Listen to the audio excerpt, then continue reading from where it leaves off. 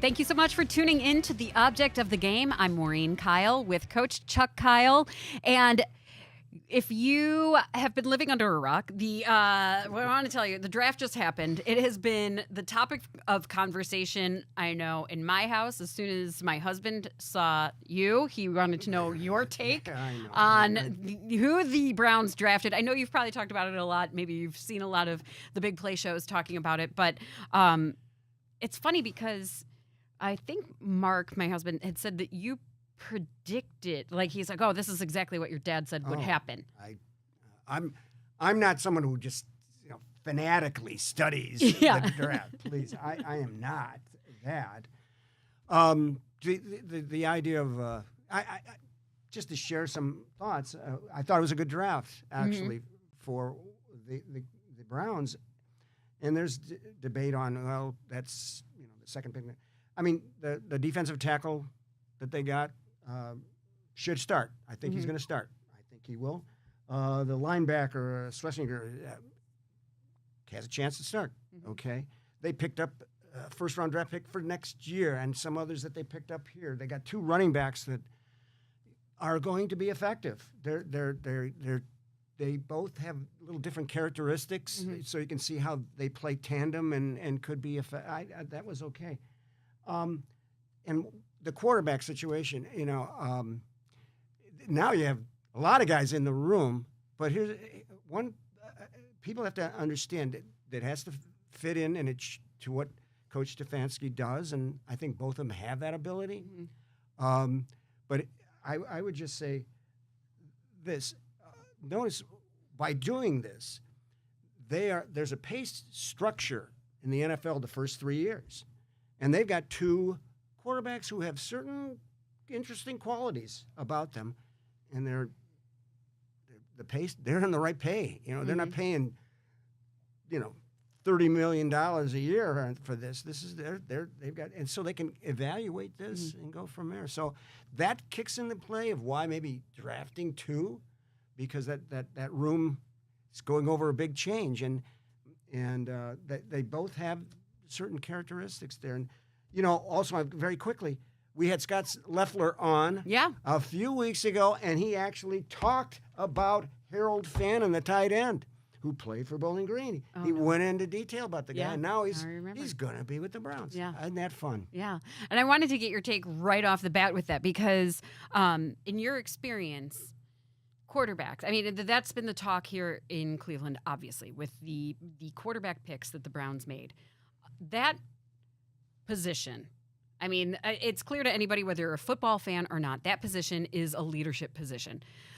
But from your experience in coaching, when you've had really strong quarterbacks, when you've had some decent quarterbacks, how much of the attitude and the tone for the entire team is set by that single position of quarterback?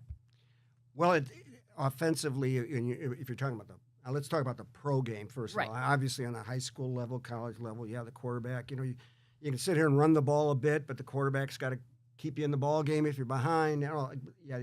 Pro football, the whole field is designed for passing. The hash marks are brought in so you can throw it all over the field, and the amount of checking off that goes on and so on. So that is an important position. Interesting. People should probably look at this also. On the college level, they hardly ever huddle up anymore. They just don't get no huddle. In the pro level, they're going to huddle up, unless it's hurry up offense. They huddle up, and they got to go through interviews. I don't know how else, but here they're going to be kids who've never been in a huddle or how to handle the huddle, and there's a lot that goes on there. So I mean, these are things that. Can the kid throw, or this guy's short, and this, you can come up with all those sort of things, but there's a lot of issues when you get to the pro football level when you say quarterback. There are, there's no guarantee that they know. A lot of them haven't even taken a snap from the center, direct snap. Most of the time, they're in the shotgun in college. There's just a lot of things that you just don't know. You don't know. So taking two. at the pay scale that's already set. It's not bad. Yeah. It's not bad. Do you have any prediction on, like, knowing what you know? Like, who do you think would start first game for Browns? Personally, I think Flacco will Flacco. start. Mm-hmm. So then if Because they Flacco have this- gets hurt, They have this experience with him. yeah. And it's I know okay. everybody's wacko Now, for Flacco, but then there- okay, let's there say we he go. gets, You let's know, say he gets hurt, then Sudden change. Now let's see who is the second team Yeah. guy. That these young guys got a lot to learn. Mhm. We just talked about it. Handling the huddle and all this, the snap, the huddle that's so different. That'll be interesting how that goes. Yeah. That'll be dynamic. But I would come on. I mean, I think the crowd would boo. Yeah, if right. I know. Flacco's not out there right Yeah. away. Yeah. Okay. I know. I just see that pop up, and I'm like, are we debating this?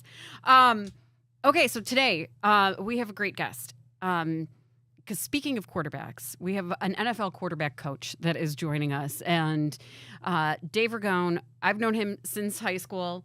He played for you.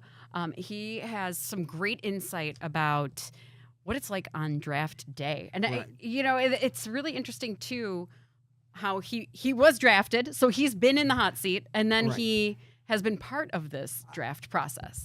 When I talked to him about, hey, come on the show, I specifically said, I'd like to spend some time talking about this, because for the audience here, we watched that night or those 3 days or whatever it is. Okay, there's a lot of dynamics that go on with the owners, the coaching staff, the scouts. They got tons of scouts. It'll be interesting to see how this whole thing blends together, the dynamics that are involved to come to their decisions. It's so this is kind of you're going to get a pretty good insight on actually, the pick. It isn't like they're waiting. Well, they're on the clock. Well, who do you want to get? I don't know who you want to get. It's not that. There's a lot goes on. Yeah, he has a lot of great insight on that. He's a great guy. He's played through all levels of football, high school, college, pro, and then coached at a lot of levels. He has some really great perspective. So he's our guest today. Make sure you stay tuned for our interview with Dave Ragone. But I want to thank our sponsors, Infinity of Beechwood and Akron. I gotta get out there and drive some of these cars. Beautiful showroom. If you haven't been out there, you got to see the showroom.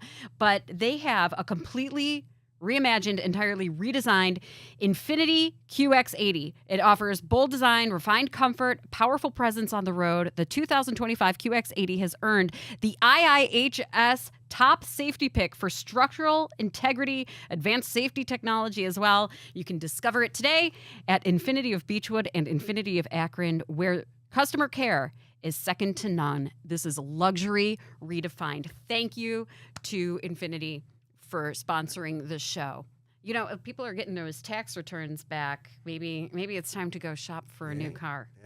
There you go. I'm hoping my husband watches There's a plug. this. That's right? pretty good. I know. All right. Anyway, okay, so when we come back, we are going to go one-on-one with Dave Ragone, quarterback coach for the LA Rams. You're going to want to hear his story. Welcome back to the object of the game. We have been football-minded over the past week. It has just been dominating headlines with the draft that just happened. Of course, here in Cleveland, big topic of conversation, quarterbacks. But, Dad, our next guest, somebody you know very well, who is in the quarterback realm. That's right. And on various levels, he is in the quarterback room. How about that? Well, Dave Ragone, years ago, came to St. Ignatius High School, and a very, very good athlete. Yeah. All-state quarterback at our place. Gets an offer to Louisville, goes and plays at Louisville. But also, I'll mention this, we finished runner-up in the state in basketball. Yeah, because of Dave. And Dave, I could say a lot of that, but you were a key guy. I'll tell you that. Now, I was something. Yeah, I might have helped with some of the waters or some of that during the bench warming part of it. He was a very good athlete. But anyway, very good athlete, and goes on to Louisville and has an amazingly great career. Yeah. Okay, I mean, let's see, you're three-time. I got this off the internet. 3-time honorable mention All-American. That's what it said on the internet. Is that Yeah, correct? I mean, and everything's true on the internet. So Everything. again, I would run with that. Okay. You know, I don't know. You were, the offensive player of the year for the USA Conference, and you go on and get drafted, and who knows? And to me, it always quarterbacks depends on what team you get drafted to. Mm-hmm. Poor Tim Couch years ago, he got drafted to the Browns when they first came back. He got crushed because there was nobody on the team. Yeah. Poor right? guy, Yeah. But anyway, so you did a little bit of playing in Europe. This is what I'm looking at. Yeah. And then, we're going to talk about this. You're going to coaching. Yeah. An interesting thing. So we got things to talk about there. I know. That's awesome. And thank you for joining us from LA, where you're currently coaching. Coming off this draft, I think what everybody's always fascinated about, Dave, you just went through a very busy week. What is it like for you as a coach, an NFL coach? You're the quarterbacks coach for LA Rams. What is the draft like for you? Like, what is this week? I'm going to jump in right now. There's nobody. Here we are, just these people from the outside. Nobody understands what really goes. They wait for that night. Sure. And all the rumors are here and there. Nobody tells you this. Nobody tells you that. No, and that creates suspense. And that's a show. The NFL is 12 months out of the year because you got to set up for. But it's interesting to me. Here they are. There are scouts. There are coaches. There are owners. And here you are. And you don't have to throw names out or anything. But here you are. When do you start working on that? Halfway through the season? Partway? Then as it gets closer, what's going on? No one's ever, I don't think there's an audience, that the audience ever heard how this all works. Yeah, I mean, for sure. First and foremost, I've been on 5 teams as a coach, 3 as a player. Talk my time as a coach in the NFL. Each team each organization will run it just slightly different than the other. We all have the same information in terms of the tape, but in terms of how you gather information, in terms of interviews, that can be vastly different in how you gain information on that prospect in which you're going to potentially draft or bring in as a college free agent. The one thing I will say from a coaching perspective, right? You have a front office, you have a coaching staff. The coaching staff, when we start to look at those prospects, it's not going to be until obviously when our season's over. Right. And then when we come back, when our season's over, there are various kind of things that we have to do before we even start to look at the prospect. And that usually is the NFL free agency. Once free agency is done, and it's roughly, before the combine, we will start to get those lists of prospects in which our scouting department's kind of gone through, vetted for different reasons, either from a health standpoint or, game tape. Is he an NFL prospect? Then we get those lists, and then we start to make our own declaration as we evaluate as coaches individually, what we think of that prospect. And that's just really off the tape. And then there's a process in which you go in and you start to meet with the player. I'm sure you guys have seen the different way that different teams have done it. Either bring the prospect in, put him on the board, Zoom the prospect, meet at the combine for 15 minutes. But there are different touch points in which you have the ability to get to know who you're actually evaluating on tape. Different than the recruiting world, right? Where you'd call, make all these conversations, have years of recruiting. And when it comes to the NFL draft, from a coaching perspective, we start to gear things up before the combine, through the combine, into pro days, which bleeds into the NFL draft. So it's a pretty intense 2.5, 3 month for us as coaches to really identify who those prospects are that make a lot of sense for us as a team. And it's always different per position, and it's vastly different when it comes to quarterback because the truth is you only have a few on your roster, right? So you need to identify if you need one and what type do you need in terms of starter or backup. And then you kind of go from there. But not every team's in the quarterback market when it comes to the NFL draft. And I think there's math that's involved in terms of who's actually looking at a quarterback and who's not. Yeah. It just strikes me that the dynamics. I mean, you could get owners that kind of get really involved, or some go, "Hey, fellas, Sure. you guys handle it. I'm out of there." And you've been to many teams, so probably you've seen this. But also, to me, the dynamics of there's a pretty big scouting department for every team. Yeah. And you're the position coach. And there's got to be some moments, I mean, again, where you kind of go, wait a minute, I have a view of what I want as I'm coaching him. How do we work this together? Yeah, I think in everyone I've been fortunate to be a part of in 15 NFL drafts, what I've been fortunate about is the collaboration Good. and the understanding and the respect that each person has within this process. And I haven't been a part of, and I'm not saying it maybe has never occurred, but in my experience, I haven't been a part of too much of a variance of opinion of a prospect in terms of, hey, this guy can't play at all at this level, and someone's fighting for that. There's usually a common level of understanding of, hey, what we're looking for, and it's really becomes the intangible parts as well. When you're talking about the quarterback position, there is the physical tape. No, there's no doubt about it. But there's also, you want to get to know the prospect at a deeper level so you can understand how he learns and how he leads and how he would fit into your building. So there's a lot of different things that, when it comes to that position specifically, there's just a lot of checkpoints that need to be checked off in order for that guy to enter your building. Yeah, that's important because people are going, what are we doing here? And the idea of the interviews, I think that we in Cleveland we heard about all before the draft. Everybody's coming in, everybody's talking to this guy. That having Sure. interviews, and I can understand how at this level that interview is important. That to get to know and to see how maybe they go on the chalkboard. I don't know, on diagram. Sure. But there's your position especially that person's got to be able to lead the huddle. And I think again, you could probably put 32 quarterback coaches in a room, and you might get a completely, a wide variety of what matters to them in an interview process. Look, for someone like myself who played the position, has been a backup in the NFL level, and I've coached all different types of quarterbacks in terms of age difference to experience, to success to not success.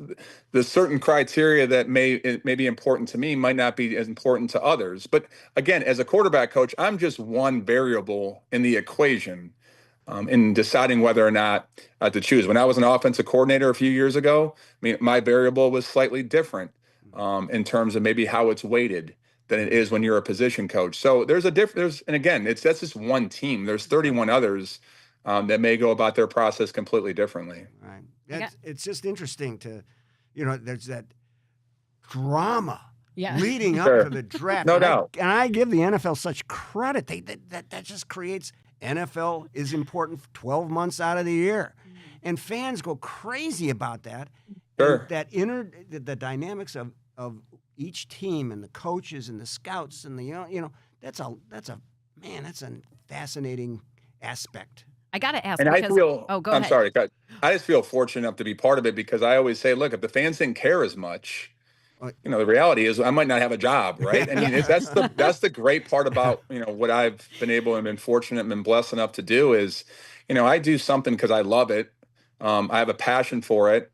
I'm willing to sacrifice things that maybe to the outside may not be worth it at times. But I also know that I'm fortunate enough that people care about, what we do and what product we put on the field. And there's such an emotional tie. I mean, I go back to when I grew up in Cleveland as a child, and, I've been fortunate enough to develop a relationship with Bernie Kosar. And, my whole thing with him was I still can't get over watching him when I was a child on the drive and the fumble and, preceding that and after that and those things. And, when I still talk to him today, it's almost like, man, like I still can't get that child out of me, but he's been such a help in so many other things that, again, it's the emotional tie I think we all have to the game that we love. It's so true. Yeah. Bernie Yeah. was like the most famous person ever when we were Right. kids. That was like, he was a superstar. Yeah. I got to ask, only because the only experience I have of ever picking a team is like in gym class when I got to be like, I really hope so-and-so Sure. doesn't get taken when it's my turn to pick.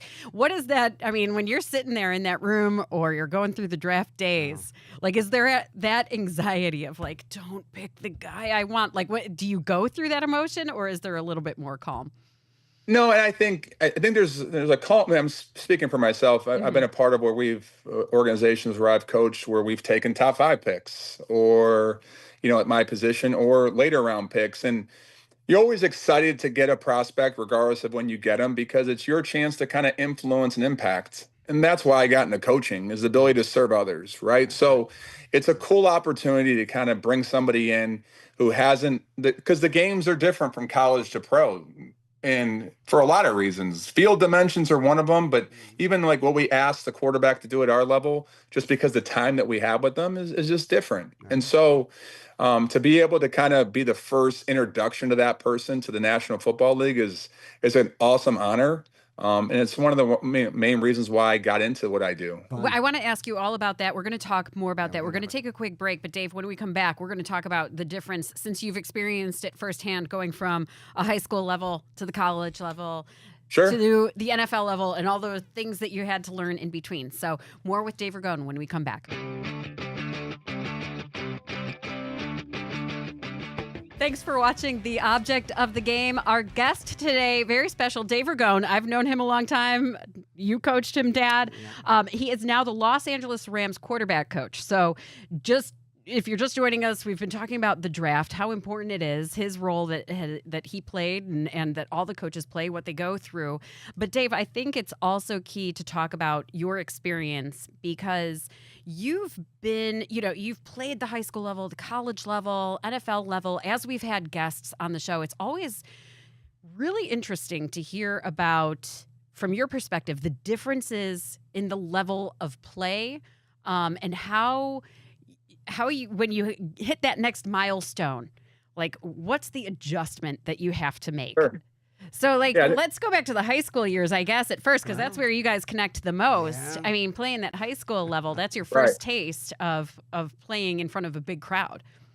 Yeah, I think it's a great question. And the reason why I say that is because there is an adjustment period, like you said, from every level in which you decide to play at or is fortunate enough to be asked to play at. Playing at Ignatius definitely prepared me in a lot of ways that I didn't even realize until I got to college that I was already prepared for. First and foremost, the competition in which we played at that high school level was top notch, and we were able to play teams that weren't just from Ohio. We had opportunities to play teams from other states, and we also knew that when we had a chance to play these teams in Ohio or outside, that we were going to get their best shot. So our preparation level had to be at a certain level, and our ability to perform had to be at a certain level, because otherwise, we were going to get a team's best shots. Right. So I didn't realize that at the time. I thought it was what a cool opportunity to be the starting quarterback there, and get my senior to do that. Here's the biggest thing I say to people. Even talk to my own children about this, and I've got a son who's going to be potentially a starting quarterback in high school here pretty soon. Look, you go to high school, and I played at a really good one. We played against really good talent. But the reality is, when I lined up against a defense, there's probably 2 to 3 kids that were going to play Division I when I lined up against them. Wow. When I got to college, when I was playing against different teams in college, there may be 2 or 3 guys on defense that we're going to line up and play at the NFL level. When you get to the NFL, they're all at the NFL level. Yeah. And so the reality is the jump is still jumps, but when you get here at this level, it's a traveling all-star team, where there might be a weak link in terms of how you may exploit a certain matchup, but that typically goes away after a play or two, because the adjustments made by the player and the coaches. Mm-hmm. In high school, you can exploit to a certain degree for a period of time. College, the same way. Here, just that period in which that time allows is just not as long. And guys, look. You're playing the best of the best, and you're getting coaches who, their whole life is right now dedicated to getting players prepared and working on the X and O's. We don't have some of the other things that in high school that you have to deal with, in college you have to deal with. And I think that's what's, so great about those levels.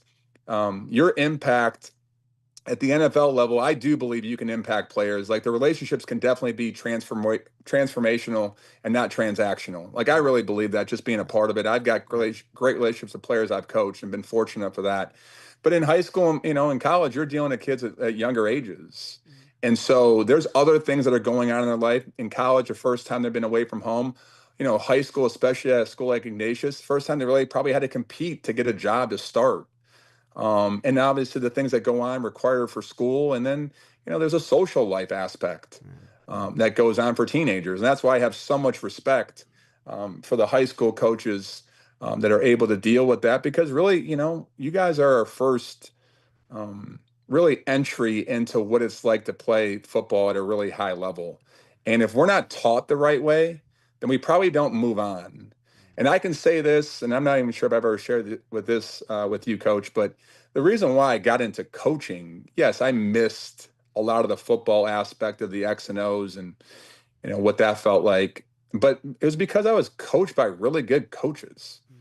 And so I know, like, my experience with my coaches, starting from, even, before high school, but really high school with you, Coach, is one of the major reasons why I wanted to get in and try to impact lives. And I don't think for players who don't have that experience, they probably don't get into coaching because they don't have that same connection with what it's like to, feel an impact on your life in a positive way. Yeah, you mentioned earlier two important words, the idea of transformational as opposed to transactional. I mean, transformational is you're making a difference in somebody's life. The game's going to be played and the ball bounces and you do your best, because that part of it is a work ethic and just the, find something you love and do it. You know what I mean? Right. You found something you love and you do it. And right. The nice thing about here's a pro coach, ladies and gentlemen, that is talking about how you're affecting those people's lives. Transactional. Hey, I can get a better contract if I have a better record this year, and I'm going to move on from here.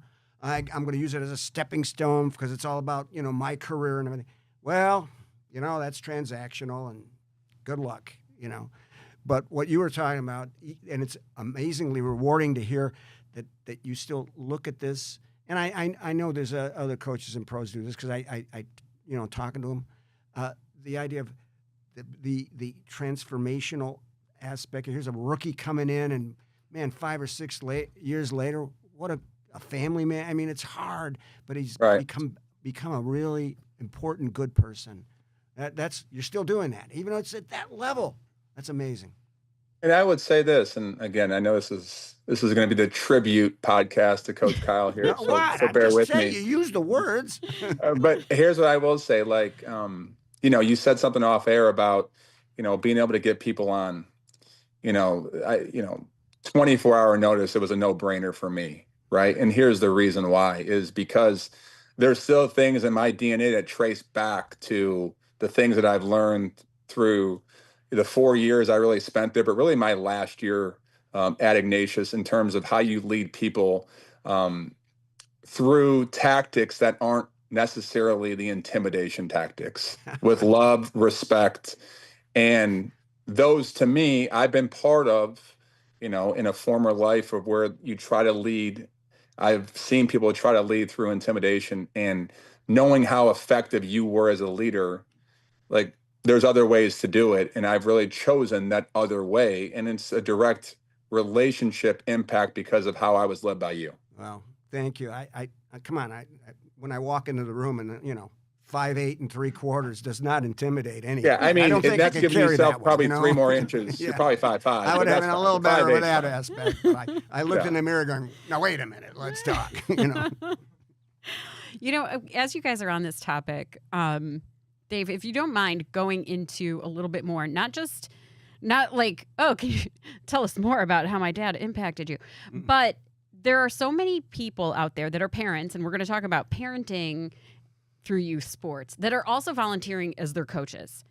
Sure. Or, I'm in it. I'm sure you've been in it where we're paying for a club sport and here are some coaches. But what is it that you have found is the most effective methods when you mention how you're coaching?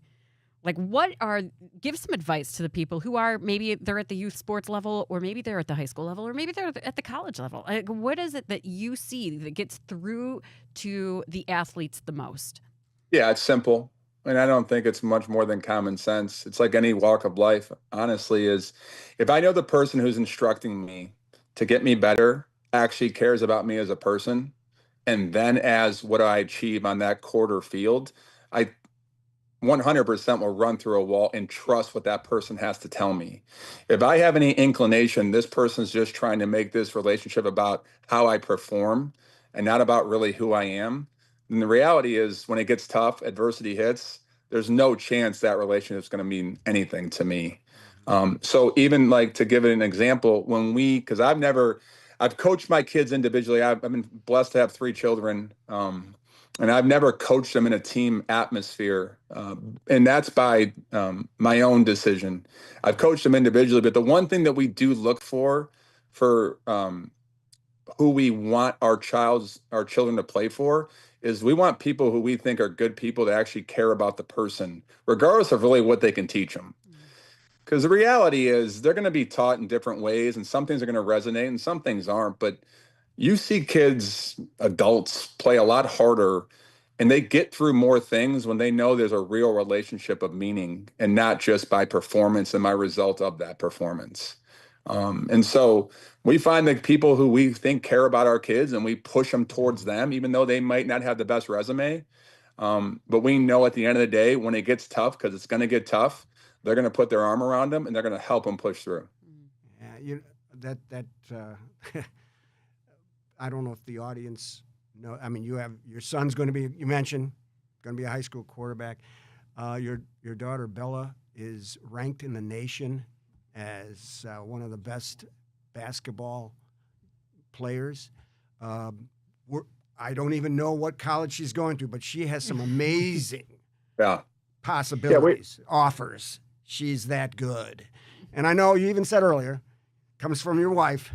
She was a basketball player at Louisville, and she was very good. My wife always, your mom, she's very much into art, your wife. Yeah. And so when we got together one time, we were talking football, and they were talking art, No doubt about it. Yeah. Trust me, there's a lot more qualities my wife brings to the table than I do. And hopefully it starts with the kind person she is and it ends with how she looks compared to how I look. So again, I'm not bringing much to the table here. You know what? I want to go more into especially the experiences that you've had too playing, maybe some of the times that you have had adversity. We're going to take another quick break. When we come back, we're going to hear some stories from your playing years and then into your coaching years. So stick with us. We'll be right back.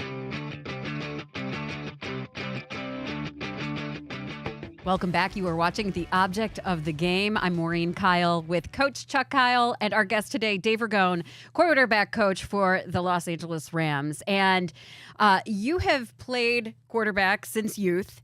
I want to hear some of those stories. Like in the previous segment, we were just talking about how when adversity hits, if you've been coached well and if you've learned those lessons in practice, then you're up for it. You can handle the task at hand.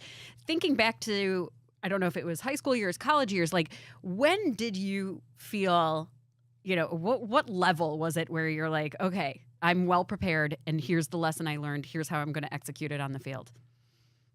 Yeah, there's a lot that comes to mind with that question because there's probably a lot of things I can pull from. I'm not even sure if Coach even knows this part of it. This isn't necessarily about overcoming adversity as much about overcoming my ignorance. So my senior year, okay, I'm battling to be the starting quarterback with a junior. And, I'm just want anything in the world to be that guy, right? So what ends up happening is we go into week 1 and I'm under the assumption that we're just going to split our time, our reps, right? So I'll get the first half and this other quarterback will then get the second half. Well, we're in Akron Bookville. We go out there. end up having a good first half, and we get to halftime, and I start to take my pads off as if like I'm done playing. And, obviously, rest in peace, good, obviously, great friend, Coach Restifo comes out to me and is like, "What are you doing?" I was like, "Well, I'm done." He's like, "Get your pads back on there," in a very colorful way. So what was my adversity right there? I thought, I thought I was only playing a half of football, man. I didn't know what else I was doing. How did I overcome it? I went back out in the second half and prayed I played like the first half, which I did. And yes, you did. And the story was kind of written from there. But that was a good imitation of Nick Restifo right there. Yeah. What are you doing? What are you doing? It was way more colorful than that. Yes, way more yes, intimidating. Yes. Yeah. Look, the one thing I will say about my playing career and into my coaching career is I don't know if I knew, from an adversity standpoint, that I really had all the tools I needed to be able to overcome them, because I really didn't identify it that way. What I used to identify as adversity was like when I threw a bad pass and I'd be upset at myself. Reality is I looked at probably adversity all wrong when I was younger. Instead of a growth opportunity and learning opportunity, I was like, why me type situation. Look, I've been fortunate enough to be in a lot of cool situations as a player and a coach. Player wise, adversity, I think when you get to the National Football League and you realize, man, you think you got something especially I was a guy who could throw it decently well. And I remember going to the first practice and there was two veterans in front of me, Dave Carr and Tony Banks. Yeah. And I get to the first practice, I can't wait to show this off. My arm, I'm a big kid. They threw the first two passes. I told myself, I'm like, oh my gosh, there's people just as good or better than me. Like I lost my advantage, right? And I was like, it was my welcome to like reality moment. And I think those are all parts of the adversity, right? So how did I don't think I always dealt with adversity great. I mean, that's just the truth. When I was, especially in my 20s, and I always say to myself, and I tell my kids all the time, man, sometimes you're happy I'm your dad, and sometimes you're like, why is this guy my dad? Because, when they face adversity, I've got a lot different opinions about how to handle it than maybe I was when I was told when I was younger. But look, I think for me, adversity right now is a way different definition than it was when I was younger. Mm-hmm. And I now look at it, hopefully, as much as I can, as an opportunity to not is really reassess and get better. Yeah. And it's happened if we lose games. It's happened in my personal life.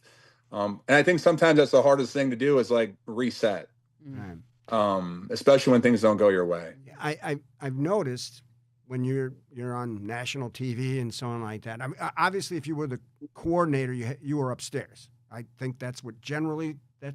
Yeah, back and forth. I went both. I went upstairs and downstairs. It's personal preference, yeah. Yeah, I think I've been watching as being the quarterback coach. I see you on the sidelines, and what you were just talking about. Yeah, I could see why that would be good that the quarterback coach is right there because things happen, right? Especially with the quarterback. No doubt. And he comes off and disappointing series. You're to be right there to kind of work through it as opposed to being on a phone. I mean, I can see how that, there's a personal touch to it, right? Yes. And I think, yes. And this, Coach, like I think sometimes the best way to get out of your own head is to pour into others.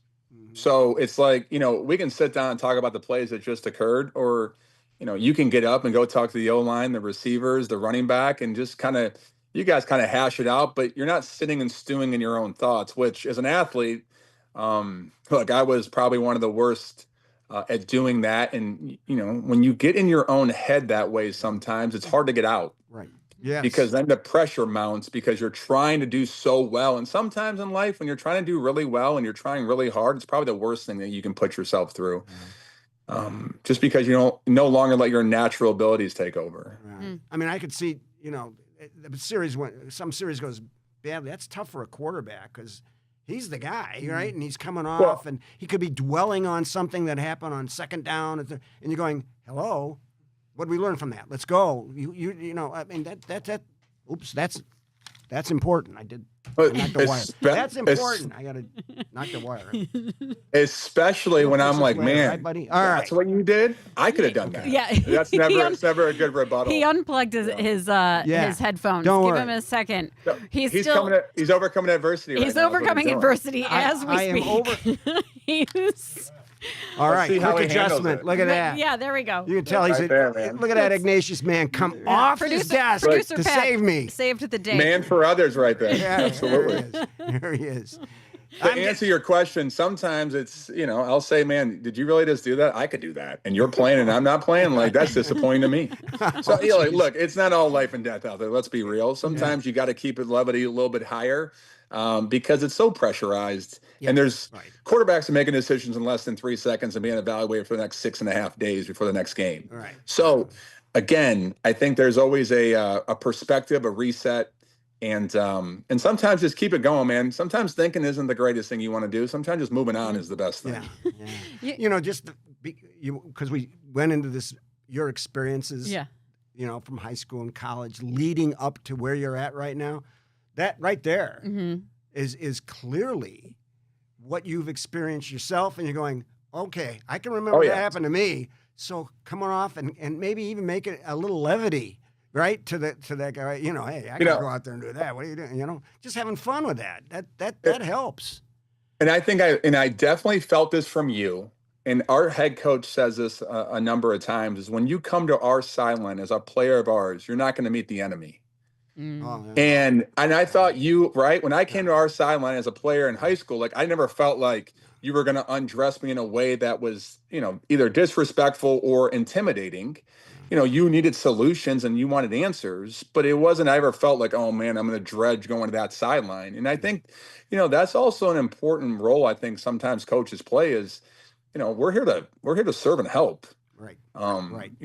Anybody can point blame. It doesn't take a coach to do that. But it does, coaching, part of the coaching is having solutions, identifying issues, and hoping, getting your player to play at a certain level because you've identified things that can help them.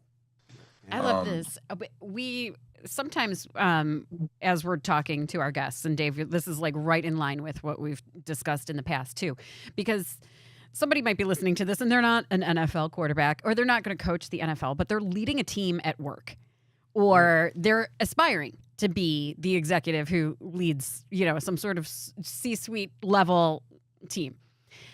How, like what you're saying is so key to just in general leadership in any aspect of life, whether you're coaching the little kids little league team or you are the CEO of some company, to be able to be what you said with like that you shouldn't come to the sidelines and have the enemy. I mean, that's a big life lesson for anybody to learn, and especially in all aspects of life. Have you noticed that creeps into any other aspect of your life, like not just coaching? Sure. It's called parenting after a child's event. Well, way to lead into that one, Mo. Jeez. Look, I've had to remind myself, right? Couple things. A, they're not me, so they shouldn't think like me. And B, like I need to be the dad, right? More than the coach at times. Now, can they seek counsel from me? Yes, absolutely.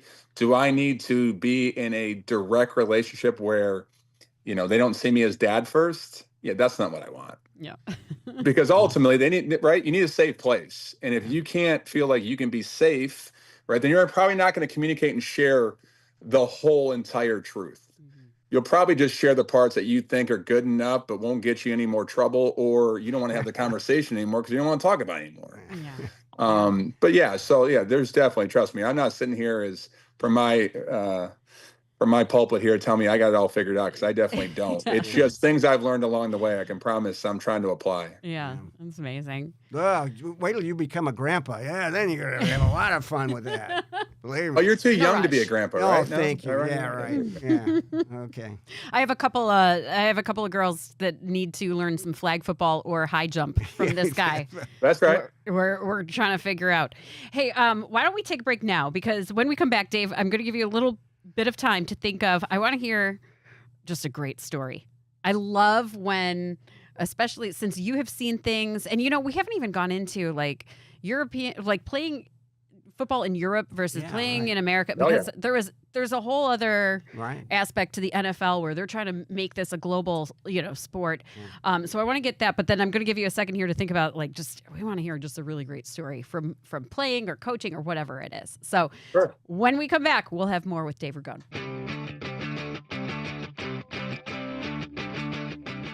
You are tuning in to The Object of the Game, and our guest today, Dave Ragone, with the LA Rams, the quarterback coach. You might have seen him play. Maybe you've seen him coach. Long history, both playing and coaching. And we were just talking about how the NFL was really trying to get football global.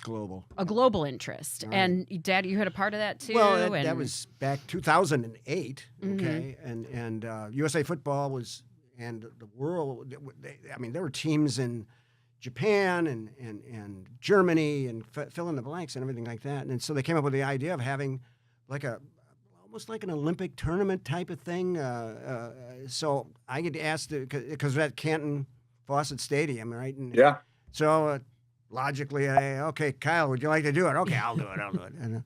And that was a really neat experience because those coaches came over, the kids came over, and yeah, we had a good team. I'm going to say that now. Nine of the kids off that team went to the NFL. Okay, Jordan Poyer is still playing. He was on. Yeah. that Wow. team. Yeah. Yeah. Good He's the player. last one. Yeah. He's the last one, I think. But anyway, there was this. Hey, American football. I mean, they really wanted to work at it, and some of the German guys were big, but they, skill. I don't know. We were able to do a lot of things, but anyway, you've gone over to coach, and it'd be interesting to hear what's your opinion and what. Yeah. So what's it was 2004.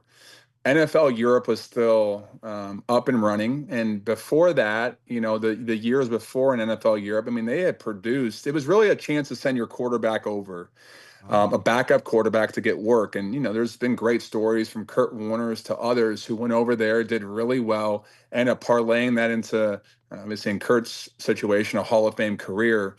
And so I was asked between my second and third year with the Houston Texans to go over and play in Berlin. Look, first and foremost, most of the cities that had a team in Germany or had a team in NFL Europe were in Germany. The one that was not was in I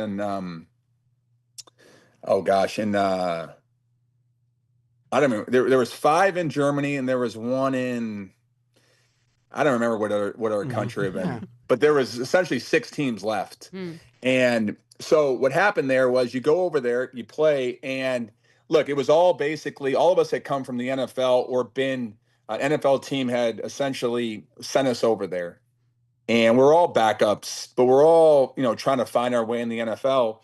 And there was, some of those teams had like a lot of people in population to go to the games. It was you're in Frankfurt, Germany, and American bases were there. And so they have a lot of people. And, you play and we played in the Olympic Stadium in Berlin, and, they had 10, 15, 20,000 sometimes. But the one thing you realize really quickly was the fans were there to have a good time.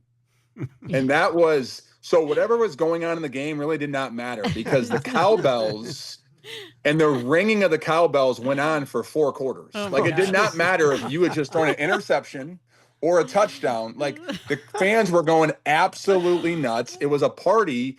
And you soon realized, man, you just had to learn how to tune out like the cowbells and the drums for 4 quarters, because you could definitely hear it, because it wasn't like 80,000 were there. And I'm like, oh my goodness. Now, spent 3.5 months over there. It was a cool cultural experience.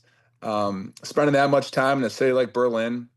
But man, like those fans, like, they loved American football. Maybe not the understanding of the rules, all of it, or what they were cheering for, but man, there was a passion, amongst them. And, what was cool was our training facility we were at a soccer facility with their top teams in Germany. And man, it was unbelievably nice, right? The grass was manicured. The food was outstanding, but it was a completely different game, right? The way that, we went over there, the size of the people that we had compared to soccer players, it was just a cultural difference in how we saw, what they consider football and we consider football, right? Mhm. So I will say this. I thought it was a great experience in terms of like, I love playing over there. You're playing for, the guys next to you. No one was making a lot of money over there. But it was a cool way to experience football that, look, it's inspired me when my NFL career is over, potentially to go over to Italy and coach one of those club teams if someone would have me, just Yeah. because I think it's such a cool way to give back to the Wow. game. Yeah. I know Yeah. a couple people that'll volunteer Yeah. to be assistants. Yeah. There you go, right? I mean, just Yeah. dinner, Water girl. apartment, we're Yeah. good to go, Yeah, man. right? Right. Yes. I'll be your communications director. That's I love nice. that. So of all, like, I always like to ask people on this show, because you've had just so many different experiences. Like, if you had to, stand up and give your hurrah speech of like, I'll never forget this one moment. What is that moment that comes to mind? Is there a good story that you will like sit there and tell when you're in Italy having a glass of wine over some pasta? What is that story that you would tell of your time, You know either what? NFL, Louisville, or That's a good Ignatius? question, because I'm not a cynic, but the ones that come to mind are the ones that, that I kind of had some issues and kind of fought through. And we can even talk back to the draft. Yeah. Right. So I think this is a pretty good tie-in for this reason. Okay. So you go into the draft process and you're 22 years old and you have agents and other people in your council that are really your go-between between you and the NFL team. So you're just there to work out. You got 3 months after your season, and I'm over there. I'm out in California. We're out here throwing.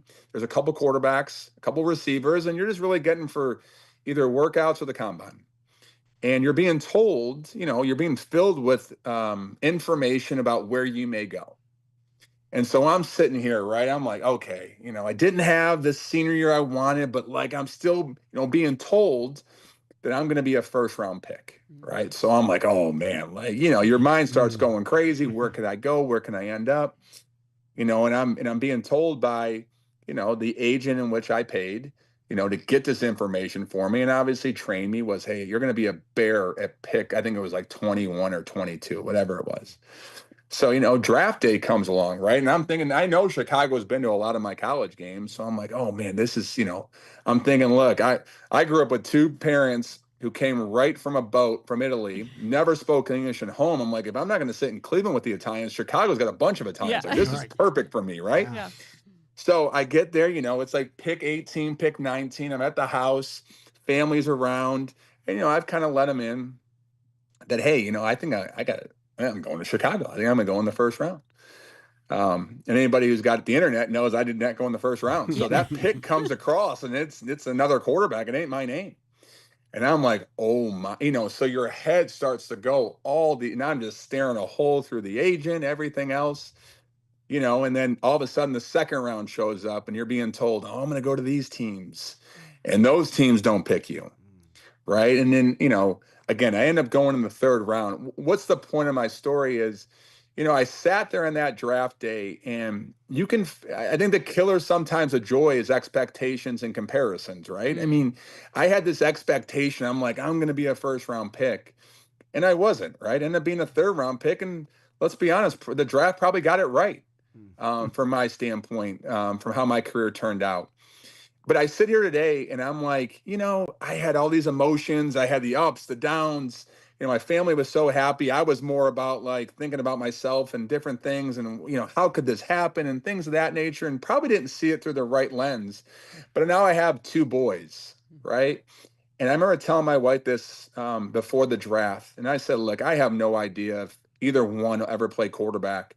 And if they do, if they're going to be good enough. But man, I would give anything to hear, regardless of what pick it was, to hear their name be called.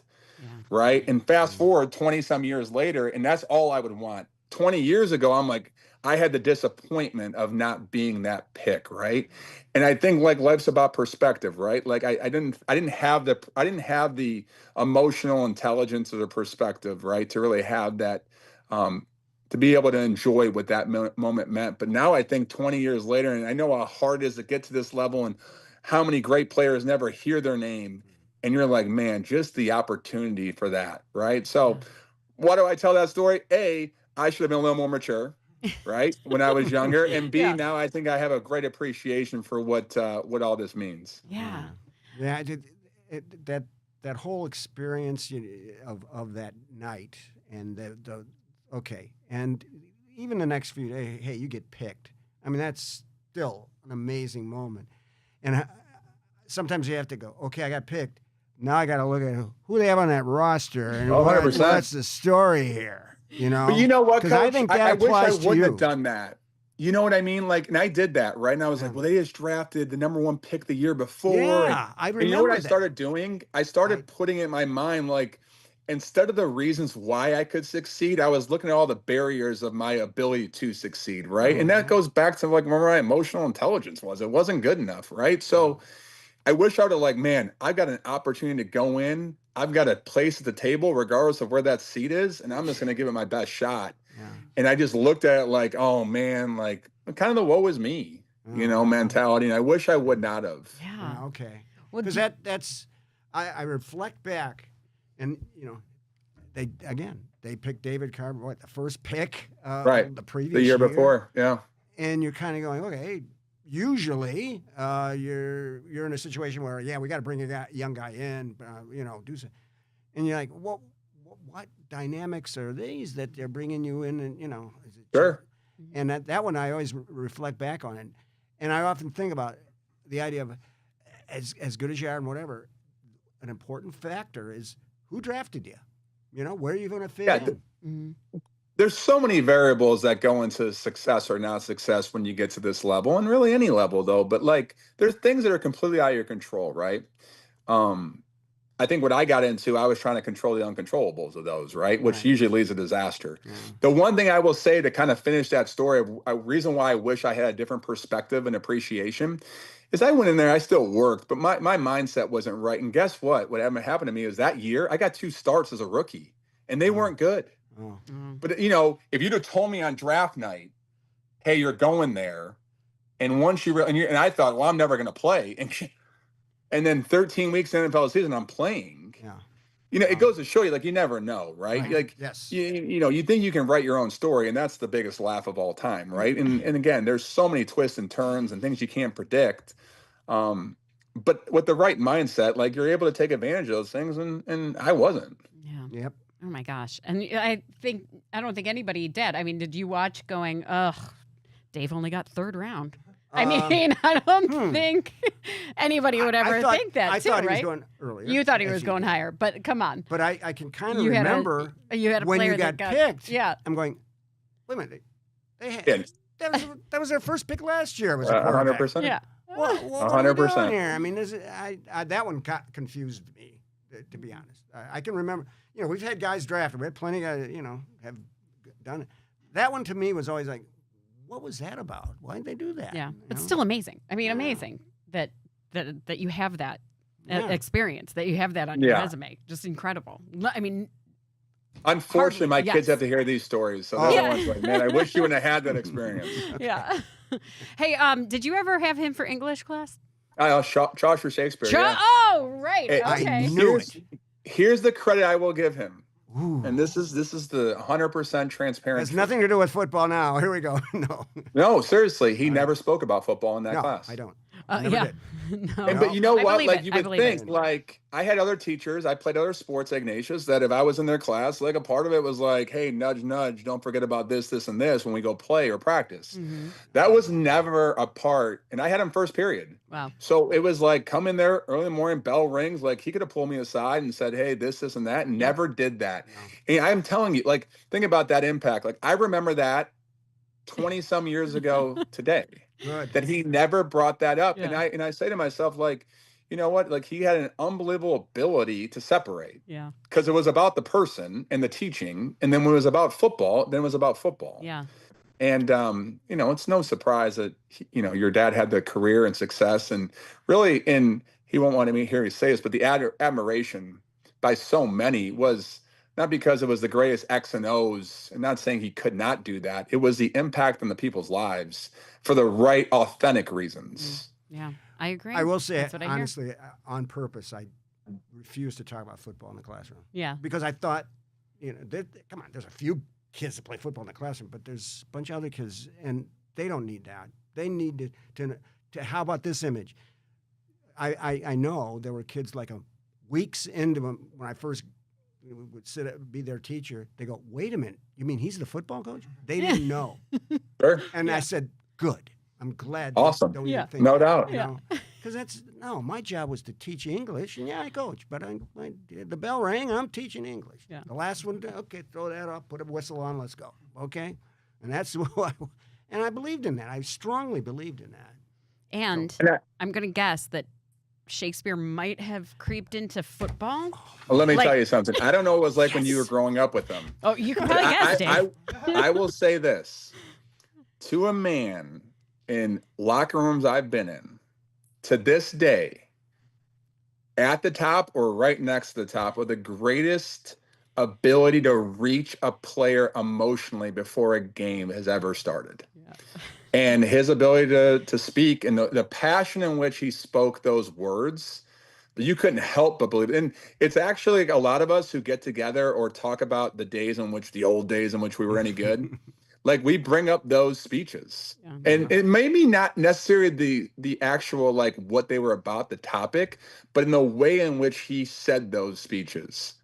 And I think that is probably one of the cooler bonds of any person who ever had the fortunate chance to play for him.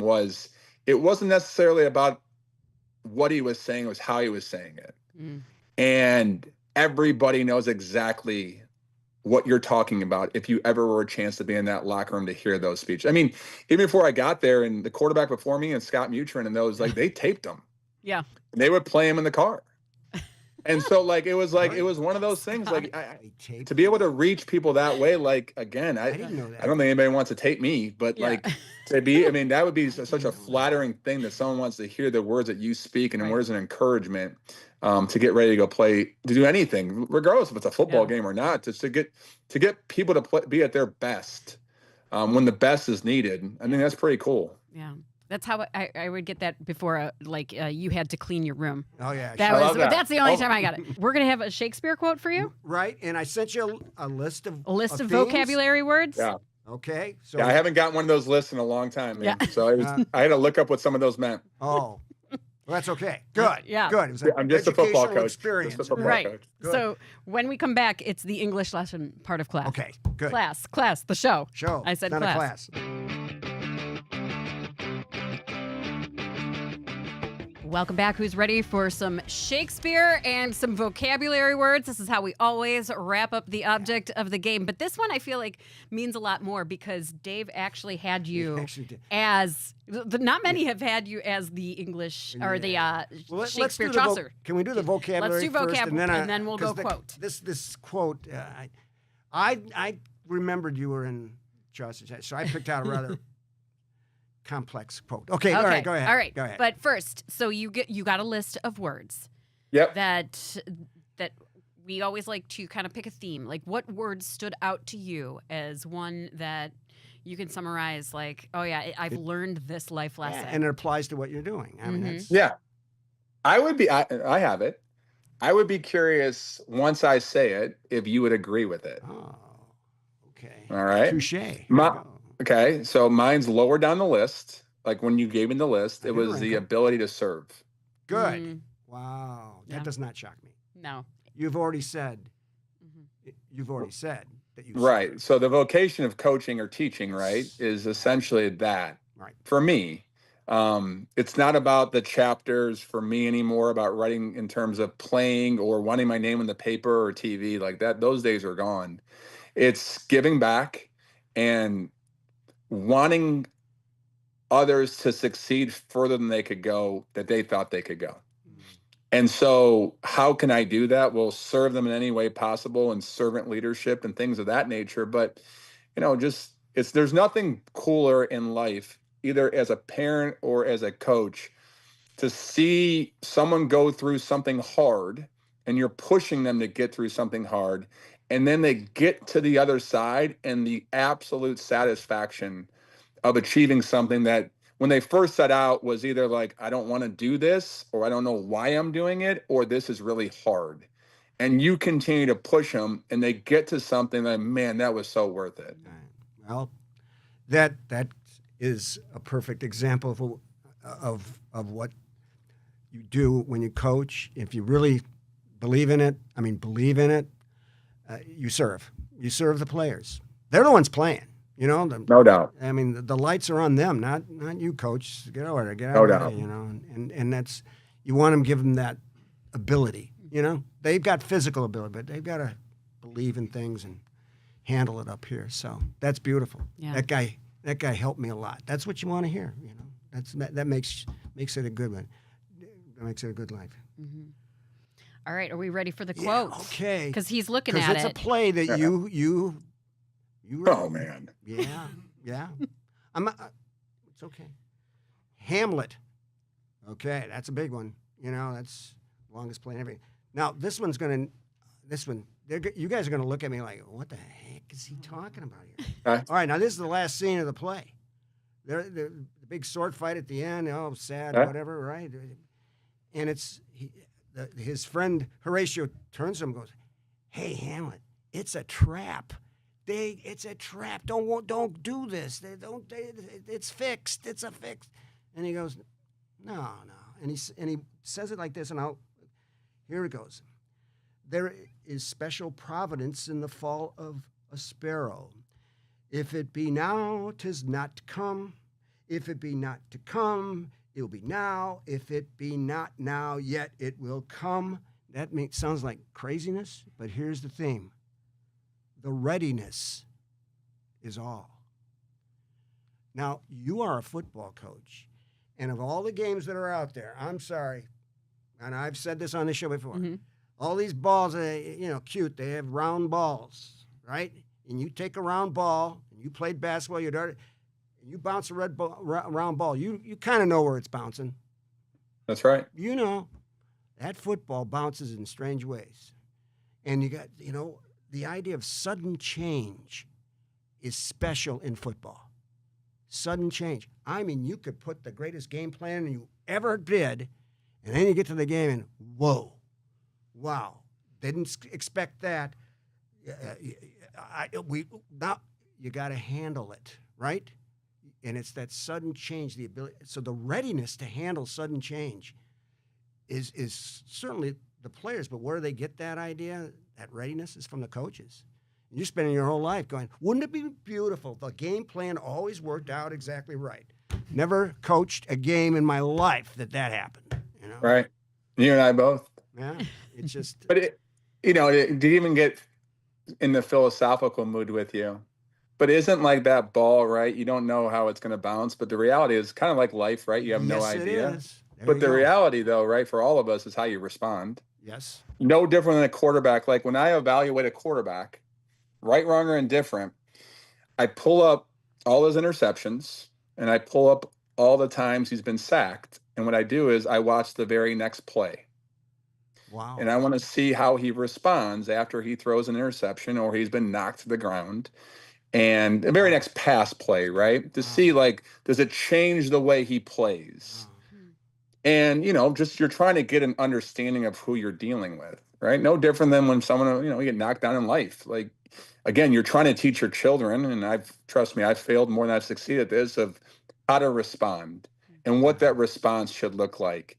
And, I think you tell a lot about yourself, most importantly, of like how you handle hard situations and hard things. Right.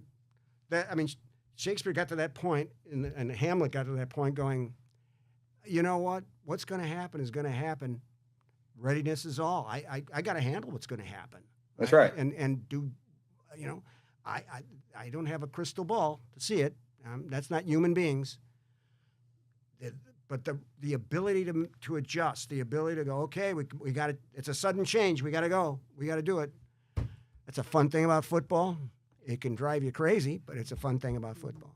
Yeah, I always think that's the beautiful thing about quarterbacks, right? Their ability, the ones that can do it, to move on to the next play, regardless of you just had success or failure on the previous one.